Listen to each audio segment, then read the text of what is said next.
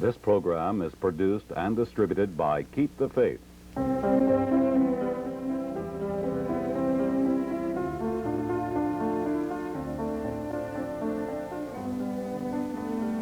Welcome to the Keep the Faith Home Study College course. His Holiness Pope John Paul II expressed the desire that every home be made a center of study for the faith. Through this college home study course, we hope to comply with the Holy Father's requests.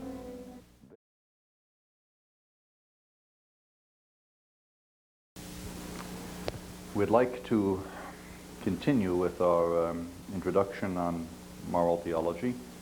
The first time around, we just examined some of the notions in moral theology itself, namely that it is part of theology, and that's key. Therefore, it takes for granted.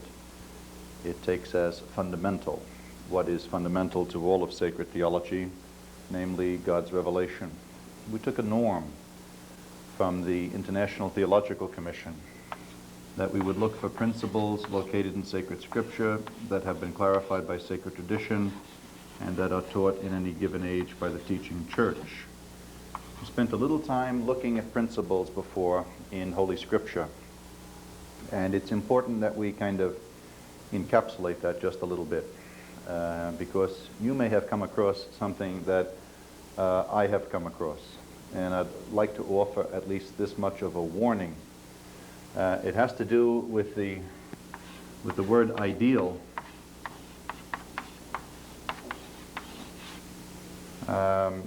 This word may have evolved a bit. When I was a youngster, an ideal was something we all aimed for, which was considered privileged and cherished, and so it is. But there's perhaps a more contemporary understanding of ideal, which really is phrased in terms of subjective taste, like someone's ideal ship or their ideal car or what have you. In that sense, a rather weak sense, some have come along and they will say, well, what our Lord Jesus taught in the New Testament is ideal. What they mean, of course, is it's kind of nice. What they're talking about is a museum piece that we should probably aim for in general, but don't get too upset if you don't even come close. That's not what we're talking about when we look at principles in sacred scripture. When we talk about principles in sacred scripture, we're talking about really biblical norms, not biblical ideals in the weak sense. And someone will say, well, what you're talking about then is really perfection. And the answer is yes. What we're looking for is perfection, which is what Jesus taught. Be perfect because our Father is perfect. Now, you'll say or think, as I say or think, there's not too much that I do that's perfect.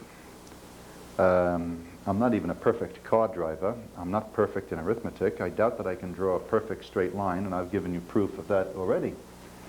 But the problem is, even in those other experiences, namely driving cars or playing tennis or playing golf or doing arithmetic, we still have to aim at perfection, even though we may not be perfect. In fact, if you're not aiming for perfection, I don't want to be driving a car or be on the road when you are. These are what we call necessary ideals. These are the things that a Christian must aim for. They're not museum pieces. They're not pieces of mere subjective taste. These are the principles revealed by God,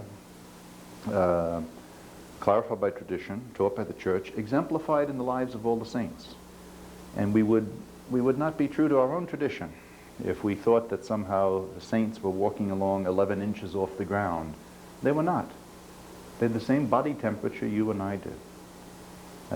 They read the same Gospels. Now, some of the circumstances of their life are not the circumstances of mine, nor are they the circumstances of your life. But their call is the same. Just as they were called to holiness, you and I were called to holiness. That's not something reserved to nuns and priests.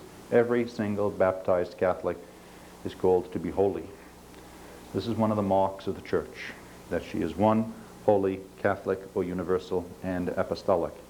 If the church doesn't produce holy people, the church is a failure. Does the church need intelligent people? Sure she does.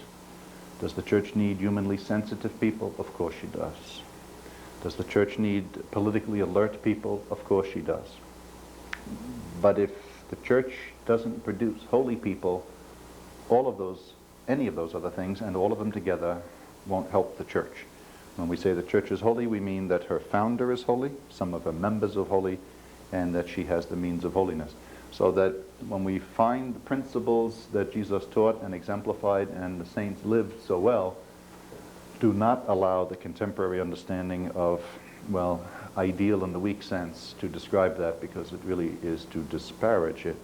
These are biblical norms. They rest in God's revelation. They are normative and directive of our Christian Catholic lives. And I think it's just important to kind of tuck that one in, even though we don't review all the principles in Holy Scripture. Without getting into a number of other things, one way to help spell out a little bit this understanding of tradition, because apart from the written scriptures itself, the history of the church is extremely rich in the what we call the sub-apostolic period, namely that period of time which immediately followed the death of the last apostles. The apostles and their successors, guided by the Spirit, had to face certain questions that came up. Often we think they were doctrinal controversies, many of them were. But our rule is going to be, and I'll try to be as consistent as I can, that sound morals rest on sound doctrine or dogma. What we call straight dogma is orthodoxy, which means correct doctrine. And its equivalent, of course, in morals would be orthopraxy. It's an unusual term and not nearly as current as orthodoxy, but orthopraxy or orthopraxis. And they really do connect and rest upon each other. The early church, of very humble beginnings, but of supernatural beginning, ran into certain problems. We didn't have an educational elite. We didn't have a lot of leaders in various human fields.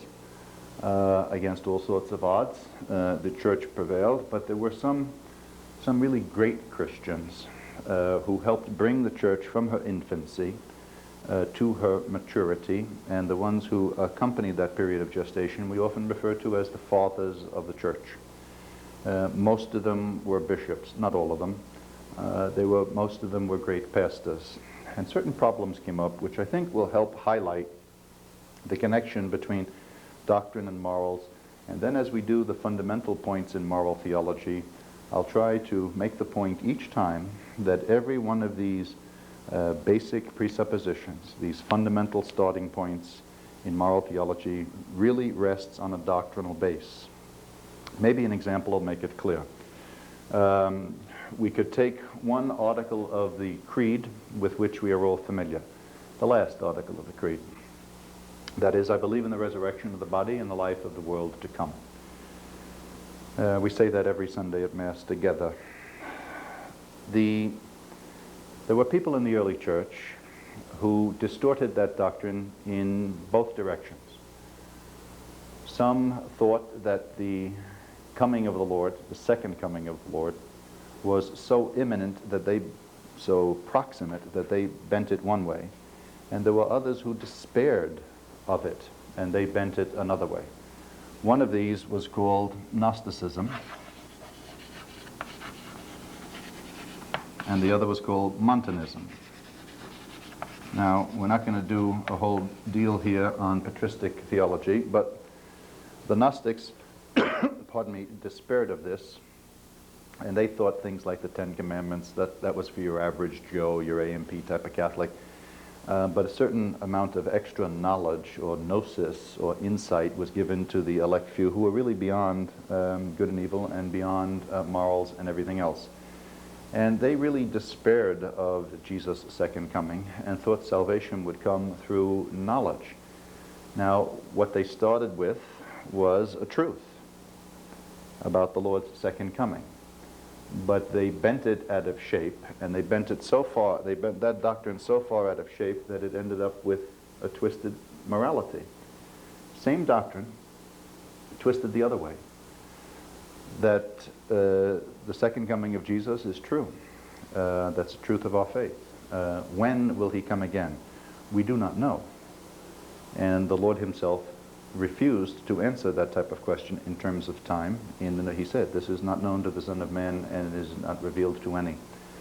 Now, there were some in the early church who were so convinced about the imminence, the proximate, the close arrival of the second coming, that they thought, well, there was no sense fooling around with anything. You better just get down to certain basic things and let everything else go to pieces. And these were Montanists. This was a heresy. And they came up with super strict doctrines in everything. No fast was strict enough. No denial was great enough. If someone's spouse died and married again, they considered second marriage adultery. Sometimes these are described as pacifists, which is not really accurate. Since they thought the world was going to end late tomorrow afternoon, they didn't see any reason to join an army. Matter of fact, they didn't see any reason to pay taxes. They didn't see any reason to do an awful lot of things. And it was named after someone by the name of Montanus. But you see what's happening. They took a doctrine that was true, that Jesus is going to come again, the second coming, and then they manhandled it. They bent it. But because they bent that doctrine, it led to morals that were super strict, in fact, so rigoristic that they were heretical.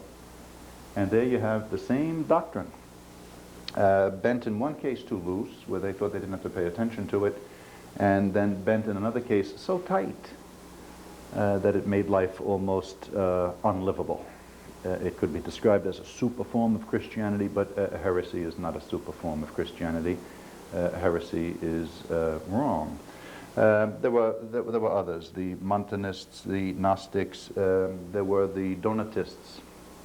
This was another peculiar thing that came about after some severe persecutions, largely in parts of North Africa, which was once a flourishing part of the Western Church. The question was, after the persecution passed, what would you do with those who had caved in, namely those who had handed over the books during the persecution? Well, there was an errant monk by the name of Donatus who didn't think that that sin, namely failure in persecution, could be forgiven. And he really set up what amounted to a rival church. There was a time shortly before St. Augustine, so somewhere in the 5th century, there was a time when they had a council in North Africa at which there were 286 Catholic bishops and 284 Donatist bishops. They almost had a second church that was a real rival. And their thing was that any bishop who had handed over the books or who had collapsed during a persecution, if he ordained someone, that ordination didn't count. If he forgave sins, that didn't count. And people who didn't excommunicate this moral failure, anything they did didn't count. And we ended up with a terrible split within the church. And it turned out to clarify a point of doctrine. Does the validity of a sacrament depend on the personal worthiness of the minister? And eventually several of those councils in North Africa submitted that question to the Pope. And the answer was no, it does not depend on the worthiness of the minister. After confession and an appropriate penance, these men, be they priests or bishops or whatever, or women, should be admitted back into the church after doing an appropriate penance, that it was not an unforgivable sin. Now again, it starts off with a point in doctrine, but it got so twisted out of shape that it ended up affecting all of those things in morals. I would prefer not to be misunderstood. I want, as you want, ministers to be as worthy as possible. But even if in a given vessel, whose feet are made of clay, and maybe sometimes more than feet, if he does what the church insists that he do, and he do it properly, then the effectiveness of a sacrament depends on the gift of God, not on the individual worth of that individual minister. Same thing, I suppose, would come up, but in a different point of view from Pelagius, who was another monk who got into the famous argument on the combination between grace and free will. As with most other heresies, it starts with a partial truth, but that partial truth gets manhandled. The combination, subtle combination, mysterious combination between the interworking of grace and free will, he so played down grace and so upped the stakes on free will that it starts off with a point in doctrine, the teaching about the doctrine on grace. But it got so bent out of shape that it ended up affecting morals. Now again, my point here is not to do some kind of blitz review on the patristic period. My point is, sound morals rest on sound doctrine. Just as moral theology has basic principles, it takes those principles from dogmatic theology and it rests on them. It can never cut them apart. Every now and then you're going to run into people who talk in terms of a meaningless doctrine. There's no such thing as a meaningless doctrine. Every doctrine that's true has meaning. And one way or another, of course, it has implications for living and the connection. So in the early church, particularly after the period of the apostles, we have some very ancient writings, namely the Didache, the letter of St. Clement, the epistle of Barnabas, the letter of Polycarp, the letters of Ignatius. These are very precious documents. You cannot really read these documents of the fathers of the church, and by early, I mean the 2nd century and the 3rd century. You really can't read those documents without becoming Catholic either.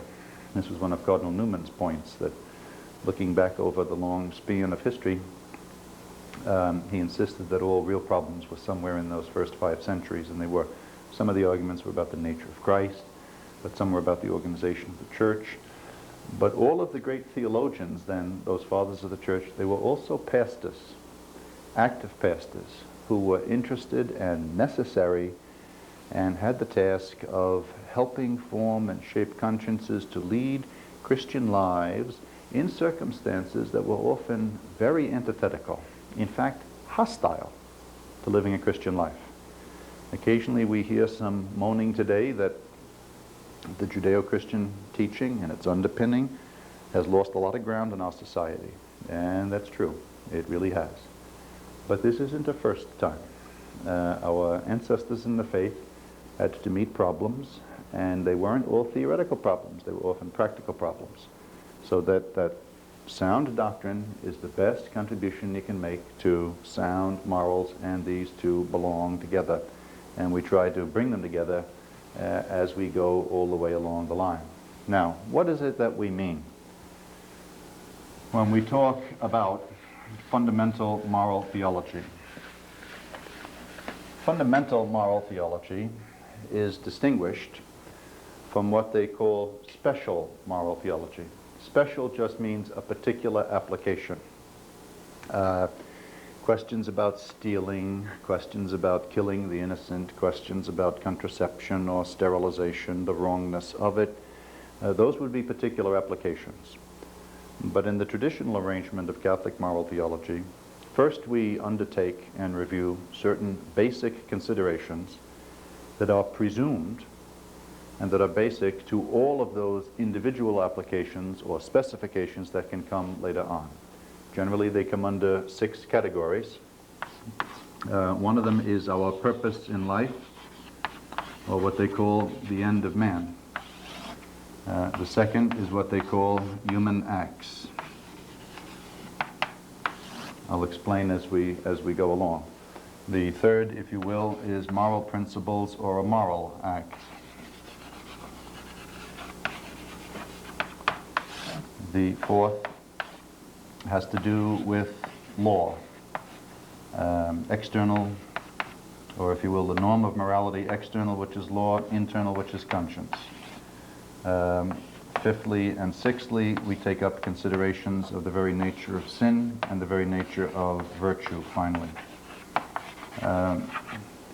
That's too quick on all of that because we're going to go through these one by one by one because they are so fundamental. They are taken for granted and in fact as the basis for moral theology, and that's why we call them fundamental moral theology.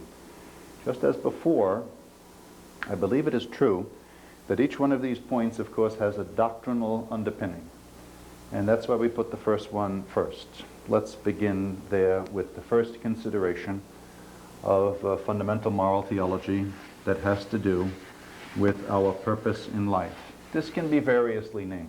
We can say the end of man, the Christian concept of man, purpose in life. Odd as it sounds, it's a solid principle that actually we put last things first. In technical theology, what we call this is eschatology. I'm not here just to use long words like delicatessen, but eschaton is the Greek word for last. And that segment of theology that deals with the last things, namely death, judgment, heaven, and hell, that's put first because that determines our outlook. And although that sounds a little bit backwards, I think we can see pretty quickly that it is pertinent and that it is relevant because in a sense it's a pre-moral question. Obviously we take it from the creed when we say at the end of the Apostles' Creed, as we mentioned before, I believe in the resurrection of the body and the life of the world to come. That statement about our purpose in life, which sounds philosophical, and partly it is, but it has enormous influence. In fact, it sets the whole direction for our whole moral life, for what some call the moral enterprise. Think of it this way. How much of a difference does it make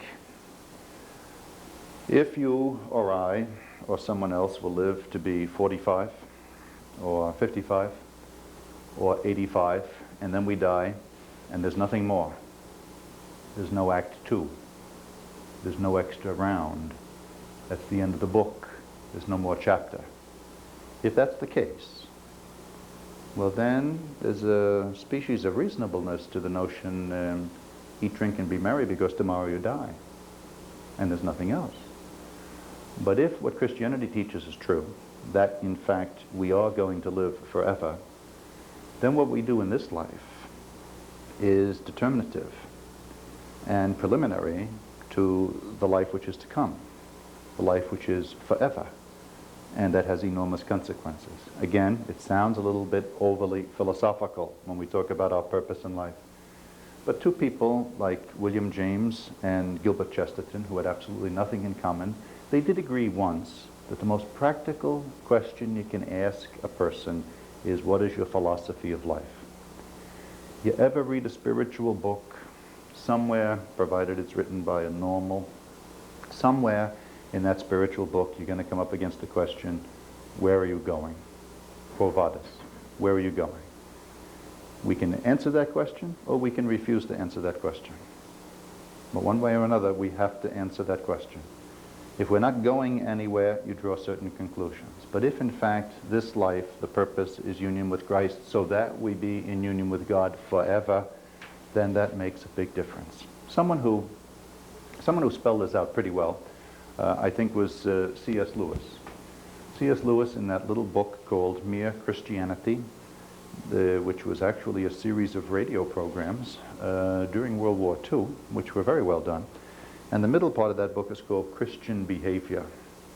And one of the first things he takes up in that little book called Christian Behavior is what he calls the 3 parts of morality. And he puts them down in that order. One he calls harmony, which is external. And then what is internal? Harmony. Then internal harmony. And then he'll move to a third, and when we put that in, that'll be the purpose in life. What does he mean? Lewis, if you ask kids what they thought about morality or what they thought about God, usually they come up with some kind of an explanation of God is up there somewhere saying no whenever you're enjoying yourself. But he said probably on the first level of morality, namely, pardon me, harmony between or among individuals. This is so obvious that probably everybody agrees with that. What do you mean?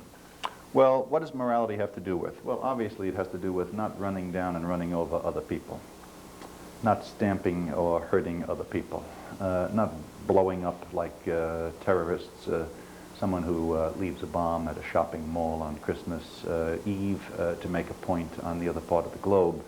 Everybody admits that hurting other individuals has to do with morality, and most people will agree on that. Some won't go any further. Matter of fact, we do have the expression, how could it be wrong if it doesn't hurt someone else? But Lewis makes the point that, well, gee, if we stop at that level and don't go any further, we probably won't make any sense at all. He says, what about internal harmony? Now here he uses some examples, and I think the example is very useful because it can be applied in multiple ways. He uses the example of a fleet of ships. Obviously, if the convoy is moving along and if they're crashing into each other, this is not going to be a successful voyage. But it's also important for that convoy to have each ship in good internal running order. Otherwise, it won't be able to keep up. Maybe it'll go too fast, maybe it'll go too slow, maybe it'll drift off one way or another, and that's the end of your convoy. In fact, Lewis will argue, you can't really have one without the other. Actually, if you keep crashing into ships, well then, of course, it won't even have the mechanism with which to control itself. But he says you got to take it a little step further than that. He said some people, everyone will agree on level 1. Some others won't agree on level 2, but he says what's even more fundamental than that is basically, where is the convoy going? If the goal and the purpose is Hong Kong, and you end up in New York Harbor, this is not a successful voyage. Even if it was in perfect formation and every individual ship was in good running order. He'll make the same example for an orchestra, because there you would have a collectivity and yet individuals. Obviously, it's important they don't keep running in and running over each other, but it's also just as obvious that each instrument should be properly tuned and come in at the right time and stop playing at the right time. But besides that, what's the overall purpose? If you were hired to play funeral music and you insist on playing joyous wedding music, this is not what we call a successful engagement. Now he makes the same transfer to morality. Many people will agree, well, morality has to do with not shooting and killing and stealing and cheating and robbing others. True, but morality also has to do with the internal exigencies we have. It has to do with internal individual goodness and uprightness and decency, because on that first level you can draw up the finest rules you want for social behavior, but that's all that's going to happen. They're just going to stay there on paper until and unless individuals have the integrity and the guts and the willpower to put them into practice. Otherwise they're just there on paper. And some will make that suggestion and go no further than that. But he says fundamentally it's when you get down to that third level, when views come up about the whole world and the purpose in life, and real differences will begin to occur. Namely, about the worth of individual life and everything else. Now here Lewis says something that I would repeat. Christianity and Catholicism in particular makes certain statements, and they are statements of fact. They are either true or false. They can't be both. Christianity and Catholicism in particular states the fact that the human individual soul is eternal, that we are going to live forever. That statement is either true or false. If it's true, we proceed. If it's false, I shouldn't bother finishing this little conversation, because it would make no sense. Now, this would be one of the differences. When Christianity teaches that the individual will live forever, that brings up very interesting notions that go back maybe to that notion of perhaps, well, how could it be wrong if it doesn't hurt someone else? Look at it this way. Our whole understanding of human life and its worth and its purpose is buried right there on the bottom of that question about the purpose of human life. Say for instance, we are not the landlords of our life. Say for instance, we are the tenants of our life. Say, as Christianity teaches, that human life is a gift we have on trust for a while, and then we go back to God. That sets a moral horizon for us. Certain responsibilities, certain obligations we have, which are radically different from the one who comes along and really believes that he or she is a self-made man, and that they view the Creator every morning when they're shaving by looking in the mirror. If they really believe that, and they believe there is no power higher than themselves, that's going to change a whole bunch of things. The whole human life ethic is buried down here somewhere. Really, what would be the argument against suicide if there were no God? If human life was just kind of a personal achievement, I've achieved what I wanted, so now I'll cash in the chips. And we have no future life, so there's nothing further to say except for whatever inconvenience one might cause his or her neighbor on disposing of my poor remains. But if in fact human life is a gift I have on trust from God, then I have no right to cash it in. I am a tenant of my life. I am not the landlord. If I'm not mistaken, this is the difference between democracies and totalitarianism. At least in our Western tradition, we can speak of individual worth, but say you're going to live for 45 years, 65 years, or 85 years. What's that in comparison to a country that's 209 years old? What's that in comparison to a 1,000-year Reich? It's nothing. But if in fact what Christianity teaches is true, and you and I are indeed going to live forever, then there's no comparison. Because there is the element of the eternal and therefore the transcendent that can't be reduced merely by some tricky formula from some very advanced cost efficiency types. But if we go back, and I think you can, because some of these questions, although C.S. Lewis was talking basically 1943, some of these questions are bubbling around today. How often do you hear, perhaps in disguised form, how can it possibly be wrong unless it hurts someone else? Or, I have a perfect right to do what I want with my own body. Do we? If I am the absolute master and landlord of my life, I would agree. Because then I would be talking about a piece of disposable property, as is my, my Timex here. Keeps excellent time for about 5 years. But after that, it becomes more trouble than it's worth, and we junk it. But that's not the way we look at human life, or at least we shouldn't. And it's there, I think we should try to help pro-lifers to understand something about human life as well. We say that human life is sacred. It's almost hard to believe, but basically the basis for that statement is buried back in this fundamental consideration, this first consideration in fundamental moral theology about the end of man and the purpose of life. Why do we say human life is sacred? Because it's precious? Oh, it certainly is. Because it is different? Oh, it certainly is. But the reason human life is sacred is because of where it comes from and because of where it's going. We say human life is sacred because it comes from God. Therefore, because of our origin, God, and because of our destiny, God, that's why human life is sacred. Because of where it comes from and because of where it's going. We say human life is a gift we have on trust for a while, then we go back to God. Because of our origin and our destiny, that's why human life is sacred. That's why there is a spark of the infinite in every individual innocent human life, which is absolutely inviolable. You know, in other ways, we're really not equal. We're not equal in our age. I get older every year. Everyone else I know does too, except there are I have some aunts in my family who don't think that that's true, but they do. We're not equal in age. Some of us are older, some of us are younger. Usually when we're younger, we want to be older, and as soon as we get older, we want to be younger. That changes. Size, we're not equal in size.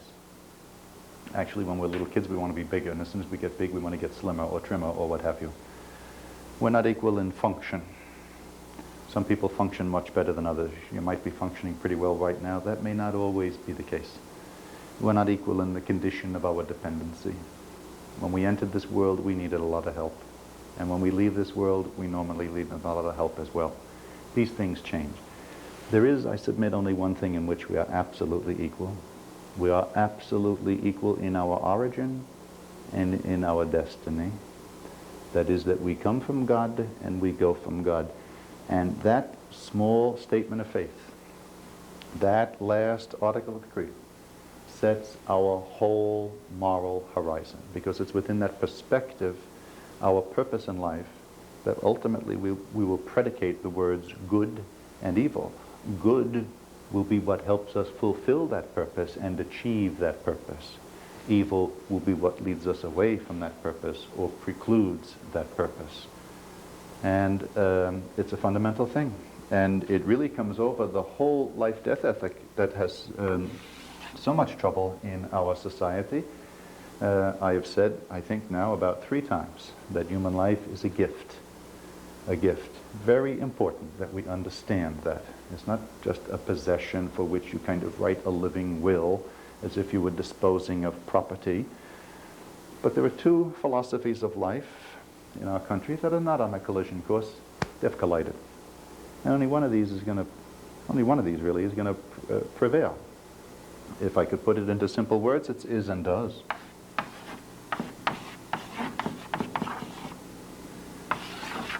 Is. What do I mean is? This can be caricatured as the old guys versus the new guys.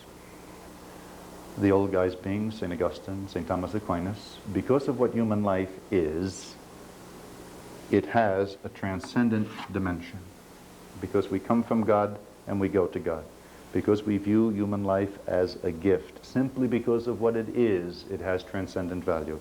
Therefore, the unborn baby, the newborn baby who doesn't breathe too well, even the drug-addicted felon, the lady in the iron lung, what have you. Simply because of what they are, namely human beings, they have a transcendent dimension because of where they come from, God, and because of where they're going. And that's part of the core understanding of the Judeo-Christian ethic. Because of what someone is, he or she has transcendent value. But that's if you see life as a gift. There are many in our society. The Roscoe Pounds, the Ashley Montagues, all the signers of the Humanist Manifesto, be it number 1 or number 2, they don't see human life as a gift. They see human life as an achievement, or perhaps an attainment. And they will say that human life gets or attains value, or value accrues to it by what one does, not because of what one is. Now here begins a real problem, because if we begin to define each other in terms of moral worth, in terms of function, then obviously, by definition, those among us who don't function too well aren't going to rate too well. Once you draw a so-called quality of life standard, once you draw one of those quality tests, some people are going to pass that test, and some of them ain't. And this is a problem. And we are, I believe, almost genetically predisposed, because of our English-speaking background, to fall into that type of functionalism. Why do I say that? Because many of us are really utilitarian in our genes. We are practical people. Americans in particular pride themselves on how practical they are. If the question of the Middle Ages was, is this the will of God? The question of 20th century America is, does it work? If it works, it's useful. If it doesn't work, get rid of it. And we apply that to every commodity available.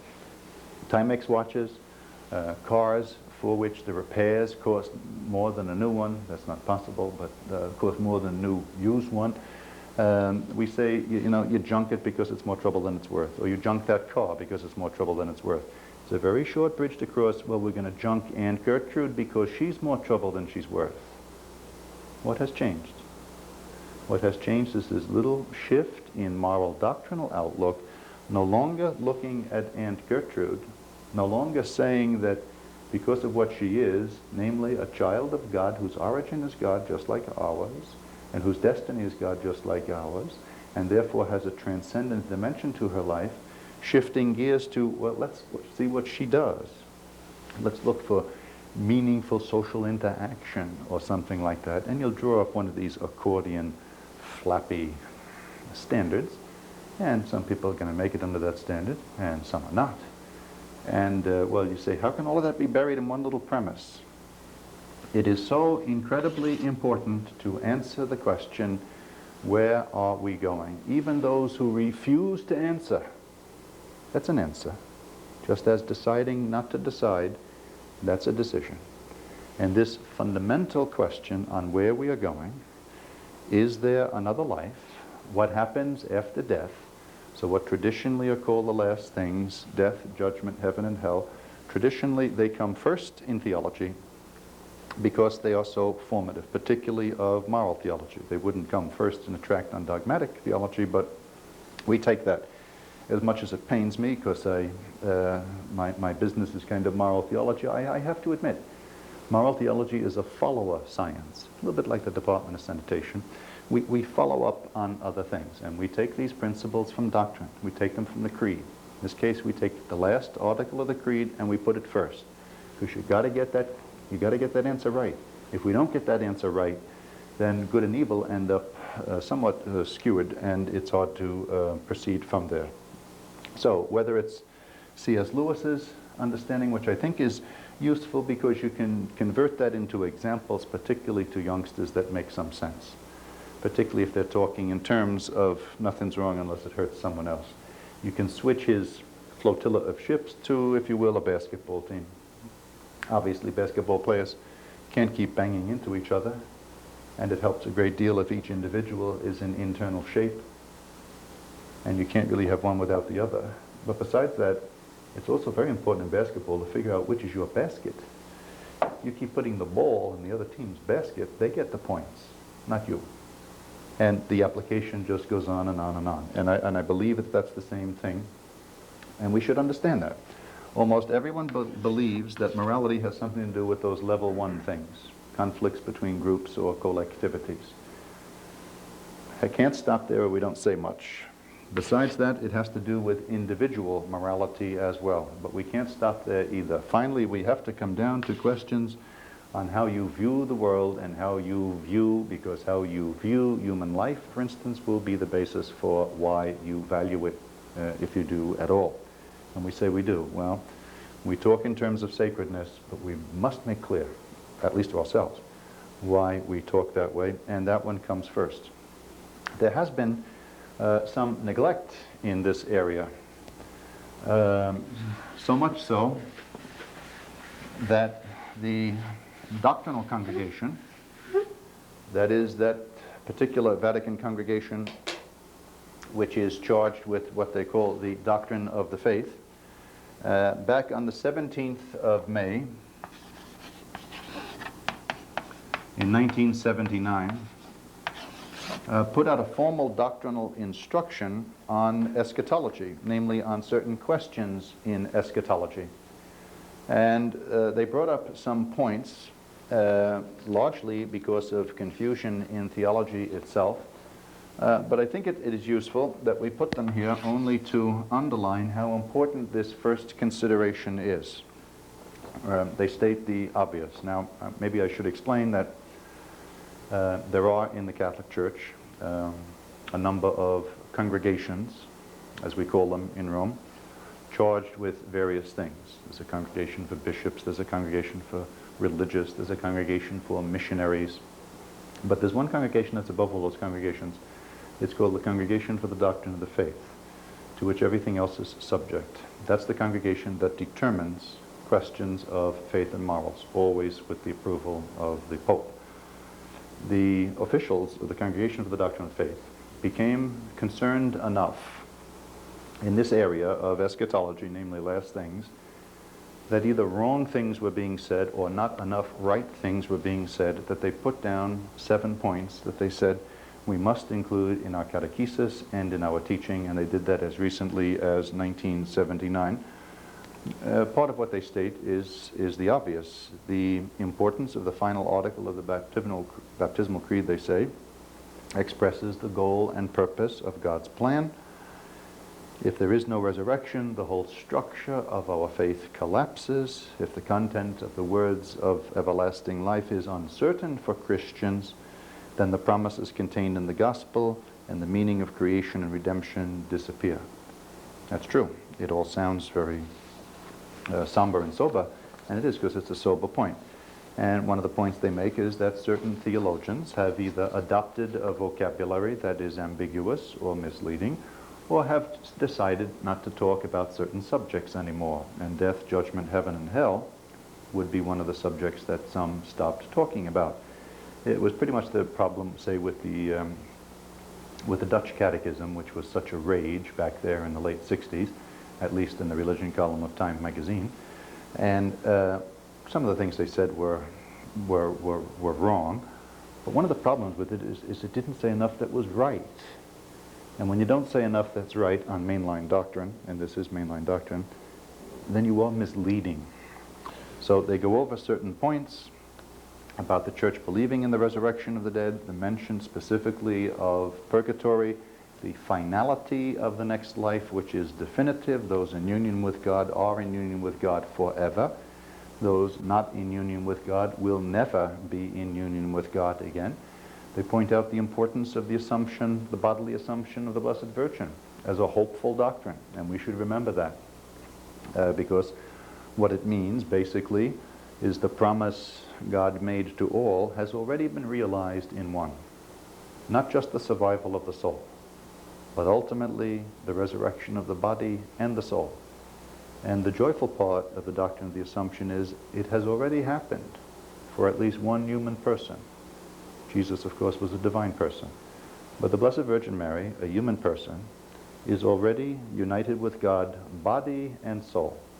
And that is the promise made to all of us, which eventually will be fulfilled for all the just. And they put that first and try to draw out other implications, because it is just so formative for anything else that will come up in morality. Again, if we put little brackets around it, strictly speaking, this is a pre-moral question. At first, it really doesn't even sound like it's moral, but it is so fundamental. It is so much the starting point that it is placed first, because all our other moral questions and our moral doctrine will rest on the presumption that we know the answer to that question. And the answer to that question is, we do believe in the resurrection of the body and of the life to come.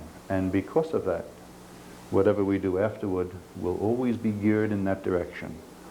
What leads to the resurrection of the body and life to come will be called good.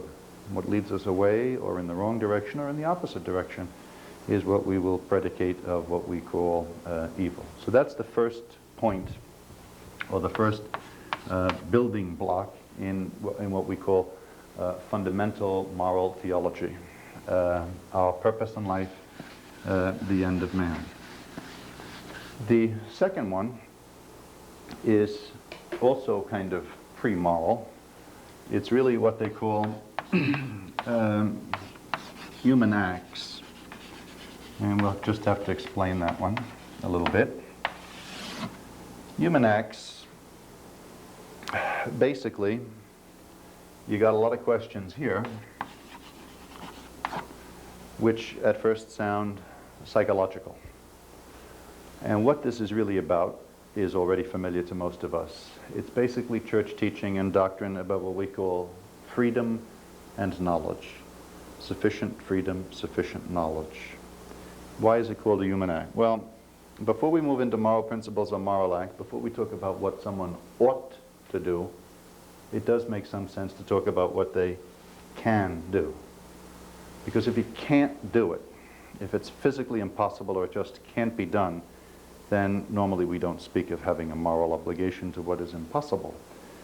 But these questions about knowledge and freedom, a sufficiency of human knowledge, the sufficiency of human freedom, Now, none of these have been without some controversy.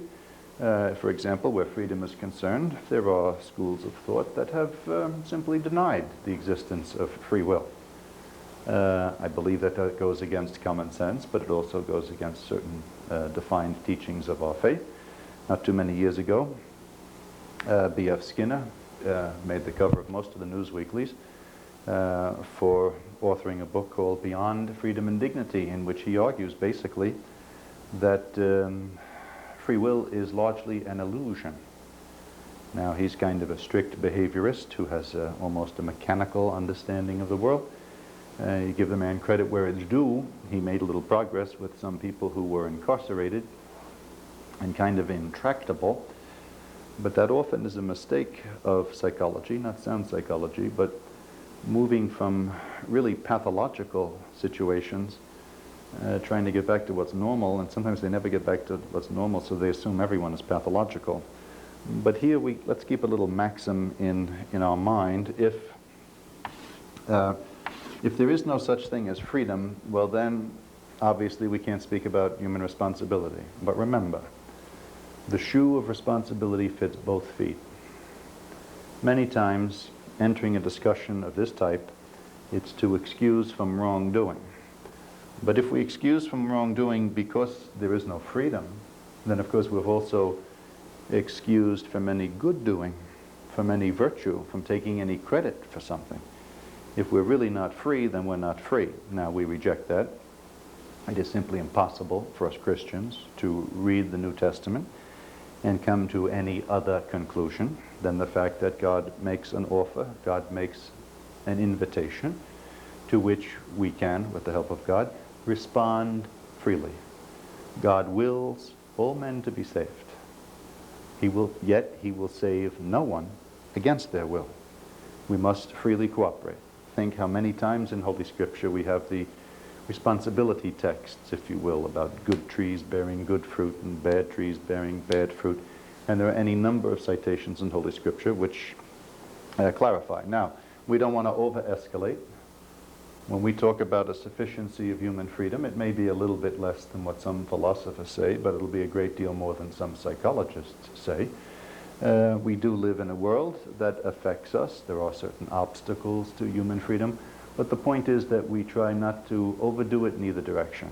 Nothing that is too harsh, but nothing that is too permissive either. It's really a glorified form of common sense, but the problem is, of course, common sense may not be as common as you think. Now, at the same time, to call a human act really means that's mine. It's my doing. It's something for which I take credit or I'm willing to take blame. Now, the only way we can speak of a human act in technical terms is one where I am free to do it or not do it, and also that I know what I'm doing. There are certain acts of man, like breathing and digesting food. I don't have to think about them. They're not part of my reflection. It's true a human being does them, but that's not what we're talking about. What we're talking about here is an investment of a sufficiency of knowledge and a sufficiency of freedom that such an action is imputable, attributable to a human being. It's his. It's her. It's his doing. It's her undoing. That's what we mean. We don't pursue this investigation alone. Obviously, in the area of criminal justice, the same question comes up. We have little legal maxims, sometimes called the McNaughton Rule or the right and wrong test. There was a judge in the District of Columbia, Judge Bazelon, who really escalated in the wrong direction once on what he called a Durham Rule, where some people thought that, well, any kind of wrong behavior was proof of mental illness, therefore you had to prove that the person was sane. And the burden of proof shifted, and every now and then some atrocious crime comes along, like John Hinckley makes an attempt on the life of Ronald Reagan, and discussions pop up about sanity and insanity pleas. These are getting down to the same thing, because if somebody really doesn't know what they're doing, or if there's nothing they can do about it, that's really a sickness, which is not the same as a human act. When we talk about a human act, we're talking in simple common sense terms of something that proceeds from the will with a knowledge of the end of what we intend to do. So it really comes, it engages both some amount of understanding and some amount of willing it. I will this. It's volitional and intellectual. We put the two of them together. That's what we call a human act. If I don't have a clue, if I don't know at all what I'm doing, we don't talk about moral responsibility. If I'm drugged out of my head and I'm wandering through a hospital picking purses from nurses and I don't know what I'm doing, that's not what we call a human act. Now, this becomes important, of course, for both reasons. And again, shoe of responsibility fits both feet. Some of this is familiar. You remember the old mortal sin norm, which is not so old because the present Holy Father, John Paul II, in an apostolic constitution on penance and reconciliation of December 1984, spelled out that same norm. We used to speak, and we should speak, of serious matter, sufficient reflection, and sufficient consent. Well, consent, of course, has to do with the freedom or the willpower component. Reflection has to do, or knowledge has to do with the intellectual component. And that gets back to what we mean really by a human act, that those elements have to be in there. The same thing, of course, would work for virtue as well, provided we're talking about a human act. We don't become virtuous just by thinking about the definition of virtue. We become virtuous by willing, when we make things the object of our will and put them into practice and we know what we're doing. We should speak, I think, in terms of a sufficiency of knowledge and a sufficiency of will. Some of the, maybe it was one of the translations that ended up in the old Baltimore Catechism, some people spoke of perfect knowledge and perfect will. That was an unfortunate translation from at least this point of view. In Latin, the word perfectum does not mean what the word perfect means in English. Perfect in English is a very strong word. Perfect means 100%. And anything less than 100% is not perfect. Whereas perfectum in Latin really means sufficient. Because from one point of view, only God has perfect knowledge. And that's not the problem unless we're trying to pin sin on God. But people have been trying to do that for years. That won't work, though. So we talk of a sufficiency of knowledge and a sufficiency of consent. And that those components of knowledge and freedom make up what... Now, again, here, we're not talking about a strict moral doctrine, although this rests on doctrine. But if, in fact, we can't do anything that we can really call our own, then there's no point going any further about what we ought to do. And that's why this second pre-moral consideration is very important.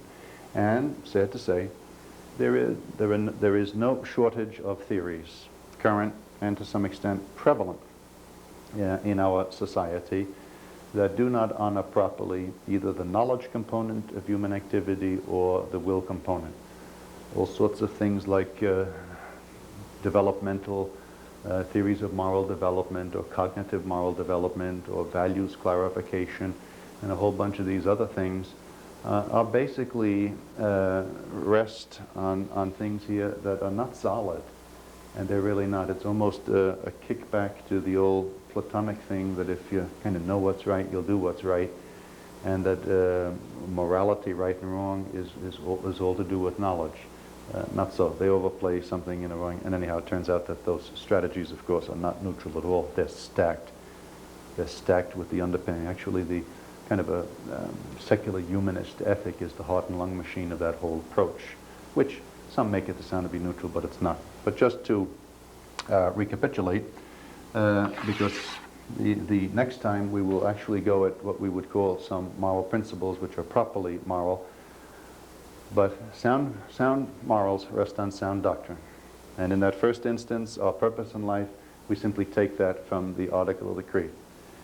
But also we have to take as an article of faith, but I think it's a datum of human experience and common sense, about human ability and human freedom and the existence of free will. Very difficult to argue against free will, yet I mean, even those who are arguing against it, it would appear that they choose to argue against it, which would seem to be an act of free will on their part. But there are theories in higher education, normally theories which end up being rather patronizing to other human beings, which either downplay it or come up with such a mechanical understanding of human beings that we're really not free, or so they would say. Again, sure, there are always obstacles. We'll look at them one by one. There are pressures and things that modulate that. But for us to talk about what someone ought to do, we look for what they can do. And what they can do will rest basically on a sufficiency, not perfect, but a sufficiency of knowledge and a sufficiency of freedom that we can talk about a real human act of personal responsibility. And from that, we'll move to a moral act.